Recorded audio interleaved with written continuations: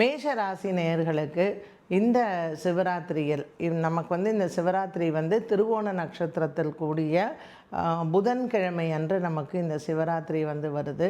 மேஷ ராசி அன்பர்கள் சிவன் ஆலயம் உங்கள் வீட்டு பக்கத்தில் என்ன சிவன் ஆலயம் இருக்கோ நீங்கள் தாராளமாக போகலாம். செவ்வாய்க்கு அதிபதியாக இருக்கக்கூடிய இந்த மேஷராசி நேயர்கள் வைத்தீஸ்வரன் அப்படின்னு சொல்லக்கூடிய சிவபெருமானை அன்றைய நாளில் வணங்கலாம்.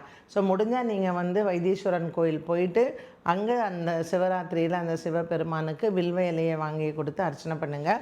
போகும்பொழுது கண்டிப்பாக பன்னீர் கொடுத்து சுவாமிக்கு அன்றைய நாளில் பன்னீரையும் தானமாக கொடுத்தால் இந்த சிவராத்திரி அவங்களுக்கு ரொம்பவுமே அமோகமாக இருக்கும். அது மட்டும் அல்லாமல் இப்போ வரக்கூடிய இந்த பெயர்ச்சிகள், சனி பெயர்ச்சி, ராகு பெயர்ச்சி, கேது மற்றும் குரு பெயர்ச்சிக்குமே இந்த மகா சிவராத்திரியில் மேஷராசி நேயர்கள் அவங்க வைத்தீஸ்வரன் கோவிலில் இருக்கக்கூடிய வைத்தியநாத சுவாமியை சென்று வழிபடலாம்.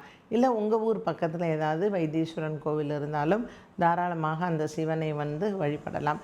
இது என்ன டைம் நம்ம வழிபடணும்? ஒரு சிவராத்திரியில் பார்த்திங்கன்னா எல்லா சிவன் ஆலயங்கள்லேயுமே அன்று இரவு சிவனுக்கு அபிஷேகங்கள் நடக்கும். ஸோ நீங்கள் இரவு ஒரு 10 மணிக்கு மேலே போயிட்டு சிவன் ஆலயத்தில் பன்னீரையும் கொடுத்து சிவபெருமானின் அபிஷேகத்தை நீங்கள் கண்டுகளித்தால் உங்களுக்கு இந்த சிவராத்திரியில் நீங்கள் வணங்கக்கூடிய விஷயங்கள் அனைத்தும் உங்களுக்கு கைகூடும்.